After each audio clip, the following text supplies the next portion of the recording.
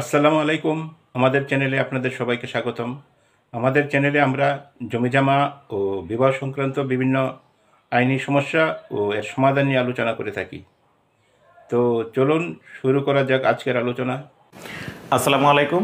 আমি advocate খুরশাদ Alam উকিলবাড়ি YouTube channel এবং Facebook পেজে আপনাদেরকে স্বাগত জানাচ্ছি। আজকে আমি অত্যন্ত গুরুত্বপূর্ণ একটা বিষয় নিয়ে আপনাদের সাথে কথা বলবো। বিষয়টি হচ্ছে যে আপনাকে যদি আপনার জমি থেকে কেউ বেদখল করার হুমকি দেয় বা আপনাকে আপনার জমি থেকে বেদখল করে ফেলে বা আপনি বুঝতে পারছেন যে আপনাকে কেউ আপনার জমি থেকে বেদখল করবে, আপনাকে আপনার বাড়িঘর ভেঙে আপনাকে উঠিয়ে দিবে, এই পরিস্থিতিতে আপনি আসলে কি করবেন? একজন সচেতন নাগরিক হিসেবে বাংলাদেশের আইনে আপনি কি প্রতিকার পেতে পারেন, কিভাবে আপনি এই ইমার্জেন্সি অবস্থায় এই সময় আপনি কোন প্রতিকার আপনার জন্য সহজ হবে, কোন কাজ করলে আপনার হয়রানি এবং আপনার সময় কম লাগবে, খুব কম সময়ে আপনি এই খারাপ অবস্থা থেকে কিভাবে উঠে আসবেন, বাংলাদেশ আইনে এর কি প্রতিকার আছে, এই বিষয়ে আজকে আপনাদের সাথে কথা বলবো। তো আশা করি আজকের এই ভিডিওটি দেখার পরে আপনারা উপকৃত হবেন। আপনাদের অনেক অজানা বিষয় আজকে এই ভিডিওর মাধ্যমে আপনারা জানবেন। যেই সিচুয়েশনের কথা বলা হয়েছে যে একটা মানুষকে যখন হঠাৎ করে এলাকার কোনো দুর্বৃত্ত বা সন্ত্রাসী গ্রুপ যখন তাকে তার নিজস্ব অবস্থান থেকে, তার দখল থেকে, তার বাড়ি থেকে যখন উচ্ছেদ করে দেয় বা উচ্ছেদ করার একটা হুমকি দেয়, এই যে অবস্থা, এই যে ইমার্জেন্সি সিচুয়েশন, সেই সময় কিন্তু সে কি করবে, তার জন্য আইনগত প্রতিকার কি, এই সব বিষয় কিন্তু সে সাধারণ মানুষ হিসেবে সে বুঝতে পারে না। কখন কি করবে, কোথায় যাবে, সে কিন্তু এটা জানে না। আর আজকের এই ভিডিওতে কিন্তু দেখলে কিন্তু এই ভিডিওটা আপনারা বুঝতে পারবেন যে এই ইমার্জেন্সি সিচুয়েশনে আপনাদের করণীয় কি, আপনারা কি করবেন এই অবস্থায়। তো চলুন তাহলে দেখে নেই এই অবস্থায় আপনারা কি আইনগত প্রতিকার পেতে পারেন। আপনাদেরকে যদি কেউ দখল উচ্ছেদের হুমকি প্রদান করে বা দখল উচ্ছেদ করে দেয়, এই অবস্থায় আপনারা কি করবেন? 9টি প্রতিকারের কথা আমি আজকের এই ভিডিওতে আলোচনা করব। এই 9টি আইনগত প্রতিকারের মধ্যে আপনার জন্য যেটা ভালো হয়, যেটা করলে আপনার সময় কম লাগবে, যেটা করলে আপনার জন্য ভালো হবে, কম সময়ে কম টাকা পয়সা খরচ করে কিভাবে আপনি আপনার এই আইনি সমস্যা সমাধান করবেন, সেটা কিন্তু আপনি নিজেই বাছাই করতে পারবেন যে 9টা প্রতিকারের মধ্যে এই 9টা কাজের মধ্যে কোন কাজটা আপনি করবেন যখন আপনাকে কেউ হুমকি দিবে দখল উচ্ছেদ করার, অথবা আপনাকে কেউ উচ্ছেদ করে দিবে আপনার নিজস্ব দখল বসত বাড়ি থেকে বা আপনার জমি থেকে। এই 9টি প্রতিকারের প্রথম যেই প্রতিকার নিয়ে আমি কথা বলবো সেটা হচ্ছে যে আপনি প্রথমে যে কাজটা করবেন, আপনার ইউনিয়ন পরিষদের চেয়ারম্যান অথবা আপনি যদি পৌরসভায় থাকেন বা সিটি কর্পোরেশনে থাকেন, সেই পৌরসভা বা সিটি কর্পোরেশনের মেয়র বরাবর বা ইউনিয়ন পরিষদের চেয়ারম্যান বরাবর আপনি একটা লিখিত নোটিশ দেবেন।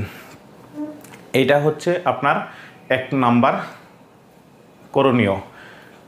আপনি যদি মনে করেন যে আপনাকে কেউ দখল উচ্ছেদ করে দিবে বা আপনার আশঙ্কা হচ্ছে করে দিবে বা আপনাকে কেউ হুমকি দিছে বা আপনার উপর কেউ ঝাঁপিয়ে পড়ছে, কেউ হামলা করছে, আপনাকে দখল উচ্ছেদ করার জন্য কিন্তু করতে পারে নাই বা আপনাকে অলরেডি দখল উচ্ছেদ করেই দিছে, এই অবস্থায় প্রথমেই আপনি আপনার ইউনিয়ন পরিষদের চেয়ারম্যান অথবা আপনার যেই পৌরসভায় থাকলে পৌরসভার মেয়র বরাবর আপনি একটা লিখিত অভিযোগ করবেন।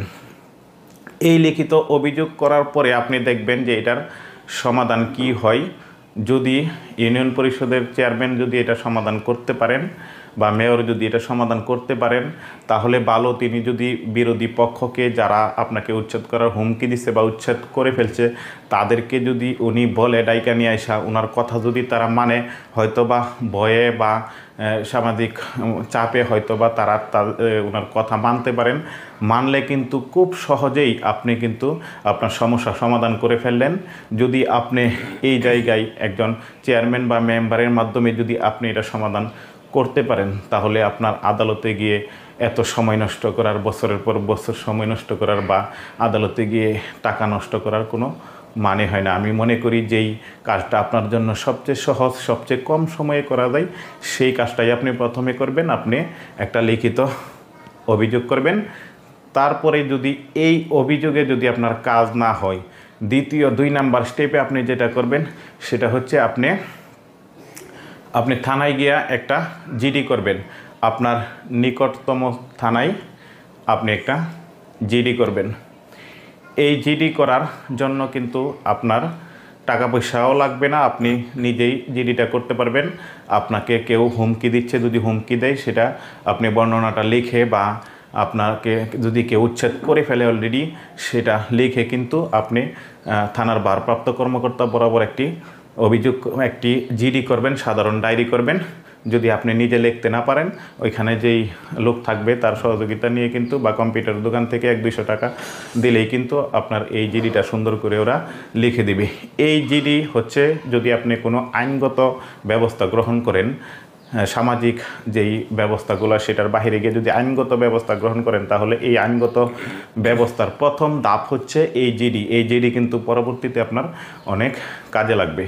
তো এই জিডিটা করার পরে আপনি দেখবেন যে থানা পুলিশ আপনার এই জমির দখলে বা যেই হুমকি দিছে, এই যে আইনি সমস্যা আপনার তৈরি হয়েছে, সেই সমস্যা তারা কিভাবে সমস্যার সমাধান করে, যদি তারা পারে তাহলে সমস্যা সমাধান করবে। তাহলে আপনার কিন্তু খুব কম টাকায় বা টাকা পয়সা ছাড়াই কিন্তু আপনি এর সমাধানটা পেয়ে গেলেন খুব কম সময়ে। এই দুইটা প্রতিকারে যদি আপনি এই দুইটা আইনগত প্রতিকার, দুইটা কাজ করার পরেও যদি আপনি ব্যর্থ হন, আপনার কোনো প্রতিকার আপনি পাচ্ছেন না, আপনার সমস্যার সমাধান হচ্ছে না, তখন আপনি 3 নাম্বারে যেটা করবেন সেটা হচ্ছে ফৌজদারি কার্যবিধির 107 দ্বারাই আপনি আদালতে গিয়ে একটা মামলা করবেন। এই 107 ধারার মামলাকে কিন্তু প্রচলিত ভাষায় কিন্তু 7 ধারার মামলা বলা হয়, শুধু সবাই এটাকে 7 ধারার মামলা বলে। এই মামলা করার জন্য আপনার অবশ্যই একজন আইনজীবীর কাছে যেতে হবে। আর এই মামলাটা কিন্তু ছোটোখাটো একটা মামলা, এত বেশি সময়ও লাগে না। এটা হচ্ছে জেলা ম্যাজিস্ট্রেট বা যেই ডিসি স্যারের যেই আদালত, জেলা ম্যাজিস্ট্রেট বা অন্য কোনো নির্বাহী ম্যাজিস্ট্রেটের ক্ষমতায় কিন্তু ওই আদালতে কিন্তু এই মামলাটা করতে হয়। এই 107 ধারার মামলা যখন আপনি করবেন, এই মামলাটা কেন করা হয়? আপনি যখন আপনার জমিতে বা আপনার বাড়িতে দখলে আসেন, কিন্তু আপনাকে কেউ দখল উচ্ছেদ করার জন্য হুমকি দিছে, বা আপনাকে দখল উচ্ছেদ করার জন্য আপনার বাড়িতে চলে আসছে, বা আপনার উপর হামলা করছে, আপনাকে হুমকি দিয়ে গেছে যে তোকে মেরে ফেলবো, বা তোর এই জমি দখল ছেড়ে দিবে, বা না ছাড়লে তোর ক্ষতি হবে, এইরকম হুমকি যদি দেয়, তাহলে কিন্তু আপনি এই 107 ধারায় মামলা করবেন। এই মামলার ফলাফল হচ্ছে যে এই মামলাটা যদি আপনি করেন, তাহলে আদালত 2 পক্ষকে ডেকে নিয়ে এসে দেখবে, এবং পাশাপাশি কিন্তু ভারপ্রাপ্ত কর্মকর্তা যিনি সংশ্লিষ্ট থানার, সেই ওসি এই ভারপ্রাপ্ত কর্মকর্তাকে একটা আদেশ দিবে যে অত্র এলাকায় যেন শান্তি শৃঙ্খলা বজায় থাকে, কোনো ধরনের সমস্যা না হয়, হুমকি টুমকি যারা দিচ্ছে তারা যেন কোনোভাবেই দখল উচ্ছেদ করতে না পারে। সেই আদেশটা কিন্তু সাথে সাথেই, এই মামলা করার সাথে সাথেই থানার ওসি বরাবর আদালত থেকে এই আদেশটা চলে আসলে কিন্তু আপনার দখলটা কিন্তু ঠিক থাকবে। থানা পুলিশ কিন্তু আপনার দখলটা কোনোভাবেই উচ্ছেদ করতে দিবে না। আর এই মামলাটা যখন শেষ হতে বেশি সময় 6 থেকে 8 মাস এরকম বেশি সময় লাগবে না। এই মামলাটা যখন শেষ হওয়ার পরে কিন্তু আদালত একটা মুচলেখা দিতে বলবে, যাদের নামে আপনি মামলাটা করছেন, আসামি যারা, তাদেরকে আদালত বলবে যে একটা অঙ্গীকারনামা দিতে, একটা শপথ করবে, তারা একটা মুচলেখা দিবে যে আমরা ভবিষ্যতে এই ধরনের হুমকি দিব না, বা এই জমি দখল করতে যাব না, বা এই ধরনের কার্যকলাপ আমাদের দ্বারা ভবিষ্যতে কখনো হবে না। এরকম একটা অঙ্গীকারনামা দেওয়ার পরেই কিন্তু আদালত এই মামলা থেকে এই আসামিদেরকে ছেড়ে দিবেন। তো এই মামলার এই অঙ্গীকারনামা দিয়ে আমার লাভ হইল কি? লাভ হচ্ছে যে এই যে অঙ্গীকারনামাটা দিল, পরবর্তীতে যদি তারা তাদের অঙ্গীকারনামা, তাদের শপথ যদি তারা ভঙ্গ করে আবার পরবর্তীতে হুমকি দেয় বা পরবর্তীতে আবার কোনো ধরনের অবৈধ কার্যকলাপ করে, তখন কিন্তু আপনার এই অঙ্গীকারনামাটা কাজে লাগবে। এইটার উপর ভিত্তি করে কিন্তু এর চেয়ে কঠোর আইনগত পদক্ষেপে আপনি যেতে পারবেন, বা আদালত এই মামলার রায়ের উপর ভিত্তি করে কঠোর ব্যবস্থা কিন্তু আদালত ওদের বিরুদ্ধে নিতে পারবেন। এই হচ্ছে যে আমাদের যে 3 নাম্বার যে আইনগত প্রতিকার। তো 4 নাম্বারে আমরা কী ধরনের আইনগত প্রতিকার নিতে পারি? 4 নাম্বারে আমরা যেটা করতে পারি সেটা হচ্ছে ফৌজদারি কার্যবিধির 144 দ্বারাই আমরা মামলা করতে পারি। আপনারা জানেন যে 144 দ্বারা মামলা সম্পর্কে আপনারা অনেকেই শুনছেন যে কোনো একটা এলাকায় 144 দ্বারা জারি করা হয়। 144 দ্বারা আসলে কখন এই এই জারিটা, এই আদেশটা দেওয়া হয় কখন? এটা দেওয়া হয় যখন কোনো এলাকায় শান্তি শৃঙ্খলার চরম অবনতি হওয়ার সম্ভাবনা থাকে। যে কোনো একটা বিষয় নিয়ে একটা এলাকার মধ্যে দুই পক্ষের মধ্যে একটা এমন ধরনের ঝামেলা সৃষ্টি হয়েছে যে এই ঝামেলাটা যদি প্রতিরোধ করা না হয় তাহলে এলাকায় চরম শান্তিভঙ্গের আশঙ্কা, দুই পক্ষের মধ্যে মারামারি, ঝগড়াঝাটি, হানাহানি, বিরাট একটা বিশৃঙ্খলা তৈরি হতে পারে। এই ধরনের আশঙ্কা যদি সৃষ্টি হয় তখনই কিন্তু 144 দ্বারা জারি করা হয়। এই 144 দ্বারার আদেশটা কিন্তু নির্বাহী ম্যাজিস্ট্রেট বা জেলা ম্যাজিস্ট্রেট কিন্তু এই আদেশটা দেন। এখন এই মামলাটা করলে কি, যখন জমি নিয়ে কোনো ঝামেলা হয়েছে বা দুই পক্ষের মধ্যে ঝামেলাটা সূত্রপাত হয়েছে জমি থেকে বা এই হুমকি থেকে বা দখল উচ্ছেদ থেকে এই ঝামেলাটা সূত্রপাত হয়েছে, হওয়ার পরে পরিস্থিতি এমন পর্যায়ে গেছে যে এখানে এমন ধরনের বিশৃঙ্খলা হতে পারে, যেখানে মানুষ খুন হতে পারে, মানুষ মারা যেতে পারে। এই ধরনের সিচুয়েশনে কিন্তু এই মামলাটা করা হয়, বা এই আবেদনটা যখন জেলা ম্যাজিস্ট্রেট বরাবর করা হয় তখন কিন্তু তিনি একটা আদেশ দেন। তার আদেশে বলা থাকে যে আগামী 2 মাস পর্যন্ত এখানে শান্তি শৃঙ্খলা রক্ষার স্বার্থে কিন্তু কোনো ধরনের বিশৃঙ্খলা করা যাবে না, বা যে দখলে আছে যেভাবে আছে সেভাবে থাকবে, কোনো ধরনের ঝামেলা করা যাবে না। তবে এই আদেশের মেয়াদ কিন্তু একটা নির্দিষ্ট মেয়াদ, 2 মাস পর্যন্ত কিন্তু এই আদেশটা বহাল থাকবে। 2 মাস পরে কিন্তু এই আদেশটা অটোমেটিক উঠে যাবে, বা 2 মাস পরে কিন্তু এই মামলার এই রায়টার কার্যকর থাকবে না। তো এই যে 144 দ্বারা এটা কিন্তু এই ঝামেলাটা যতদিন মানে ঝামেলাটা থাকতে পারে সেই আশঙ্কা থেকে কিন্তু একটা স্বল্প সময়ের জন্য এই আদেশটা আদালত থেকে জারি করে। যদিও এই জমির সমস্যায় এই মামলাটা খুব কম করা হয়, কিন্তু পরিস্থিতি খুবই খারাপ হলে কিন্তু আপনি 144 দ্বারাই আদালতে মামলা করতে পারেন। 5 নম্বরে যেই প্রতিকারটা অত্যন্ত গুরুত্বপূর্ণ প্রতিকার, 5 নম্বরে যেটা বলা হয়েছে যে আপনি 145 দ্বারা ফৌজদারি কার্যবিধির 145 দ্বারাই আপনি মামলা করতে পারেন। এখন এই 145 দ্বারার মামলার কথা আপনারা অনেকেই জানেন যে জমি জমা নিয়ে কোনো ঝামেলা হইলেই কিন্তু এই 145 দ্বারাই মামলা করে। 145 দ্বারাই মামলাতে আসলে কি হয়, এই মামলাটা করলে আমাদের কী লাভ? যখন আমাদেরকে কেউ উচ্ছেদ করার হুমকি, শুধু হুমকি দেয় না, হুমকি দেওয়ার সাথে সাথে আমাদের উপর হামলা করে আমাদেরকে উচ্ছেদ করে দেয়। আমিও এতদিন দখলে ছিলাম একটা জায়গার, আমার বাড়ি ছিল, হঠাৎ করে কেউ এসে আমাকে একদম উচ্ছেদ করে দিল, আমাকে সরাই দিল, আমার ঘরটা ভেঙে ফেললো। তখন কিন্তু এই যেদিন থেকে আমার এই উচ্ছেদ করে দিল সেদিন থেকে 2 মাসের মধ্যে কিন্তু আমার এই 145 দ্বারাই মামলাটা করতে হয়। 145 দ্বারাই মামলাটা করলে লাভ যেটা হচ্ছে সেটা হচ্ছে যে এই 2 মাসের মধ্যে আমি মামলাটা করলাম, যেদিন আমি মামলাটা করলাম সেই সময় এই জায়গার দখলে কে আছে সেটা আদালত নির্ধারণ করবে। এই যে ইউনিয়ন পরিষদের ভূমি অফিস বা অন্য কাউকে আদালত একটা তদন্ত করার একটা প্রতিবেদন দেওয়ার জন্য আদেশ দিবে। সেই প্রতিবেদনে ওরা তদন্ত করে দেখবে যে এই জায়গাতে বর্তমানে দখলে আছে কে, অথবা বর্তমান সারা হইলেও যে বিগত যে 2 মাস মানে পূর্ববর্তী যে মামলাটা করা হয়েছে যখন তার আগের 2 মাসের মধ্যে দখলে কে ছিল।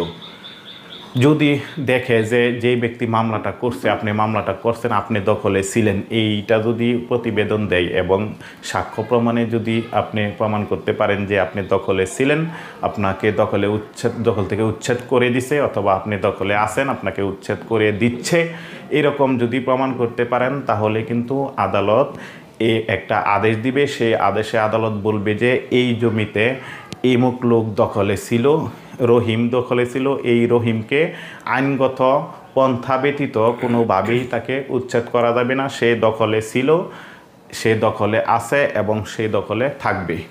এই মামলার উদ্দেশ্যটা আসলে কি? এই রায়ের উদ্দেশ্য হচ্ছে যে একটা মানুষকে যেন আইনগত যথাযথ পন্থা ব্যতীত তাকে উচ্ছেদ করা না হয়। কারণ আইনগত পন্থা ব্যতীত যখন একটা উচ্ছেদ করা হয় তখন সেখানে একটা মারামারি হইতে পারে, সেখানে একটা বিশৃঙ্খলা, সামাজিক নৈরাজ্য সৃষ্টি হতে পারে। আর এই কারণেই কিন্তু এই মামলায় কিন্তু কাগজপত্র এরকম দেখা হয় না। এই মামলার মূল কথা হচ্ছে দখলটা কার আছে, যার দখলটা আছে তাকেই আদালত দখলে রাখবে। সে মালিক কিনা সেটা কিন্তু আদালতের দেখার ব্যাপার না। এখন দেখা গেল সে জমির মালিক না, তারপরেও কিন্তু সে দখলে থাকবে। কারণ কি? কারণ হচ্ছে সে এতদিন দখলে ছিল, তাকে যদি উচ্ছেদ করতে হয় তাহলে আদালতের রায় নিয়ে বা আইনগত পন্থায় কিন্তু তাকে উচ্ছেদ করতে হবে। যদি আইনগত পন্থায় একজন মানুষ উচ্ছেদ না করে তাহলে কিন্তু এখানে সামাজিকভাবে বড় ধরনের বিশৃঙ্খলা হতে পারে। সেই কারণেই কিন্তু তাৎক্ষণিকভাবে কিন্তু এই মামলার রায়টা দেওয়া হয় যাতে দখলে যে আছে সেই দখলে থাকে। আর যদি সে মালিক না হয় তাহলেও সে দখলে থাকবে।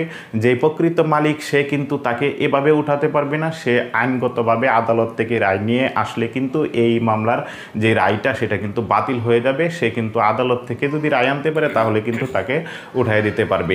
এই মামলাটাও কিন্তু 2 মাসের মধ্যে, দখল উচ্ছেদের 2 মাসের মধ্যে কিন্তু এই মামলাটা করতে হয়। এই 2 মাসের মধ্যে যদি সে করে তাহলে সে তার দখল ফিরিয়ে দেওয়া হয়, সে দখলে থাকে। এই মামলার রায় কিন্তু পার্মানেন্ট না। এখন আমি এই রায় পাইলাম যে আমি দখলে থাকবো, কিন্তু আরেকজন যদি আদালত থেকে সুনির্দিষ্ট প্রতিকার আইনের আট দ্বারাই যদি সে মামলা করে সে উচ্ছেদ মামলার রায় পায়, তা সে মালিকানা পায়, তাহলে কিন্তু আমাকে কিন্তু উঠে যেতে হবে। শুধু তাৎক্ষণিকভাবে বিশৃঙ্খলা এড়ানোর জন্য কিন্তু আমাকে আদালত বললো যে তুমি দখলে আছো, তুমি দখলে থাকবা। এই যে 5টা প্রতিকারের কথা আমি আপনাদেরকে বললাম, এই 5টা প্রতিকার হচ্ছে ফৌজদারি কার্যবিধির এই যে ক্রিমিনাল আইন আমাদের, সেই আইনে কিন্তু আপনারা এই মামলাগুলা, এই প্রতিকারগুলা পাবেন। যদি আপনাদের তাৎক্ষণিক প্রতিকার, ইমার্জেন্সি অবস্থায় খুব কম সময়ে, কম টাকায়, কম হয়রানিতে আপনারা যদি আদালতের মাধ্যমে আপনাদের এই দখলটা ফিরে পেতে চান, তাহলে কিন্তু এই 5টা প্রতিকার আপনাদের জন্য নির্দিষ্ট। আপনারা এইটার ভিতরে আপনার থাকতে হবে। তারপরেও কিছু কিছু ক্ষেত্রে এমন হয় যে যেহেতু 145 দ্বারা 144 দ্বারা মামলা যেহেতু 2 মাস পার হয়ে গেলে আপনি করতে পারবেন না, তখন আপনি কি করবেন? আপনি দখল উচ্ছেদ হয়ে গেছেন, আপনি কোনো কারণে মামলা করতে পারলেন না, 2 মাসের বেশি হয়ে গেল, তখন কিন্তু আপনার দেওয়ানি আদালতে যেতে হবে। দেওয়ানি আদালতে গেলে সমস্যা হচ্ছে, দেওয়ানি আদালতে সময় বেশি লাগবে, বছরের পর বছর মামলা চলবে, টাকা খরচ বেশি হবে, আপনার প্রতিকার পেতে কিন্তু বিলম্ব হবে, আপনার হয়রানি বেশি হবে, সব কিছুতেই কিন্তু আপনার ঝামেলা বেশি হবে। তারপরেও কিন্তু আপনার অবশেষে দেওয়ানি আদালতে যেতে হবে, কারণ আপনি যেহেতু আপনি ফৌজদারি আদালতে, ফৌজদারি কার্যবিধির আন্ডারে যেহেতু আপনি নির্বাহী ম্যাজিস্ট্রেট বা ডিসি অফিসে আপনি আবেদন করতে পারেন নাই, সেই জন্য কিন্তু আপনার দেওয়ানি আদালতে মামলা করতে হবে। এখন এই দেওয়ানি আদালতের যে মামলাটা আপনারা যে 6 নাম্বারের যেই স্টেপটা, 6 নাম্বারে আপনারা যেই প্রতিকারটা পাবেন সেটা হচ্ছে দেওয়ানি আদালতে সুনির্দিষ্ট প্রতিকার আইনের আপনারা 9 ধারায় মামলা করবেন। এই 9 ধারায় মামলাটাও ঠিক দখল নিয়ে মামলাটা আদালত দেখবে কে দখলে ছিল এটার মধ্যে। আর ওই 145 ধারার মধ্যে পার্থক্য হচ্ছে এটা 6 মাসের মধ্যে করতে হবে আর ওইটা করতে হবে 2 মাসের মধ্যে। এইটার মধ্যেও আদালত দেখবে যে কে দখলে ছিল। দখলটা যদি তার থাকে তাহলে কিন্তু আদালত বলবে যে 6 মাসের ভিতরে, 6 মাস আগে থেকে, এখন থেকে 6 মাস পূর্ববর্তী সময়ে যে দখলে ছিল সেই এই জায়গার দখলে থাকবে। এইটা কিন্তু আপনারা 9 ধারায় মামলা করবেন। মামলা করলে কিন্তু আপনার দখলটা ফিরিয়ে দেওয়া হবে। এখন দেখা গেল যে আপনি 6 মাসের মধ্যেও আপনি মামলা করতে পারলেন না, তারপরেও কিন্তু আপনাদের জন্য প্রতিকার আছে আইনে। কিন্তু এই আইনেই সুনির্দিষ্ট প্রতিকার আইনে আপনার দেওয়ানি আদালতে সুনির্দিষ্ট প্রতিকার আইনে 8 ধারায় আপনি মামলা করবেন। 7 নাম্বার যেই পদক্ষেপ আপনার, 7 নাম্বার যেই প্রতিকার, এটা হচ্ছে আপনি সুনির্দিষ্ট প্রতিকার আইনের 8 ধারায় মামলা করবেন দেওয়ানি আদালতে। 8 ধারায় মামলা যদি করেন তাহলে 8 ধারায় কী বলা হয়েছে যে আপনি যদি জমির মালিক হন, আপনার যদি কাগজপত্র থাকে, তাহলেই কেবল 8 ধারায় আপনি মামলা করতে পারবেন। আর যদি আপনি জোর করে দখলে রাখেন বা আপনি দখলে আছেন, কাগজপত্র ঠিক ঠিক নাই তাহলে কিন্তু আপনার 9 ধারায় বা ওই যে যেটা বললাম 145 ধারায় মামলা করতে হবে। আর 8 ধারায় মামলা করবেন যদি আপনি জমির প্রকৃত মালিক হন, আপনি দখল উচ্ছেদ হয়েছেন, আপনার কাছে কাগজপত্র আছে, আপনি নিজে মালিক জমির এবং আপনি দখলে ছিলেন, এই মামলাটা করবেন। 6 মাসের মধ্যে করতে পারেন নাই বিদায় আপনি 8 ধারায় করবেন। 8 ধারায় আপনার সময় হচ্ছে 12 বছর। 12 বছরের মধ্যে কিন্তু আপনি বর্তমান যে আইন আছে সেই আইন অনুযায়ী কিন্তু 12 বছর নতুন আইন হইলে কিন্তু এগুলো সব কিছু চেঞ্জ হয়ে যাবে। আমি নতুন আইন নিয়ে আলোচনা করছি, আমার অনেক ভিডিও কিন্তু আছে, আপনারা দেখে নিতে পারেন। তো বর্তমানে যে আইন আছে সেই আইন নিয়ে আমি আলোচনা করতেছি আজকে, যে এই 8 ধারায় মামলা করলে কিন্তু 12 বছরের ভিতরে মামলাটা করতে হবে। আপনার কাগজপত্র দেখে আপনাকে সত্য দিয়ে দিবে। এই 8 ধারায় মামলার সুবিধা হচ্ছে 8 ধারায় যদি আপনি রায় পান তাহলে আপনি দখলও পাবেন, আপনি কিন্তু এই মালিকানাও পাবেন, একবারে টোটালি আপনি পার্মানেন্ট একটা রায় পাবেন, যেই রায় কখনো বাতিল হবে না। তারপরে পরবর্তীতে আরেকটা পদক্ষেপ আপনার আছে। এমন যদি সিচুয়েশন হয় যে আপনি জমিতে দখলে আছেন কিন্তু আরেকজন লোক আইসা বলতেছে তোমার বাড়িতে আমার অংশ আছে, এই মানে খালি ঝামেলা করতেছে যে তোমার কাছে আমি জায়গা পাই, তোমার এই বাড়িতে যে 5 শতক জায়গার মধ্যে 2 শতক আমার, খালি দাবি করতেছে আপনার জমি। এই সিচুয়েশনে আপনি কি করবেন? তার সাথে পারতেছেন না আপনি, তখন আপনি সুনির্দিষ্ট প্রতিকার আইনের 42 দ্বারাই একটা মামলা করতে পারেন, ঘোষণামূলক মামলা, সত্য ঘোষণার মামলা। আদালত এই মামলায় আপনাকে বলে দিবে যে এই জমি আপনার, কাগজপত্র দেখে আপনাকে বলে দিবে যে এই জমিটা আপনার জমি, কেউ যদি দাবি করে তার দাবি অগ্রাহ্য হবে, সে দাবি করতে পারবে না, এই জমিটা শুধুই আপনার। এরকম একটা ঘোষণা আদালত দিয়ে দিবে 42 দ্বারাই যদি আপনি মামলাটা করেন। তো আমাদের ভিডিওটি আপনার ভালো লাগলে লাইক, কমেন্ট ও শেয়ার করতে ভুলবেন না। আর এই ধরনের ভিডিও পেতে আমাদের চ্যানেলটি সাবস্ক্রাইব করে আমাদের সাথেই থাকুন। ধন্যবাদ সবাইকে। আল্লাহ হাফেজ।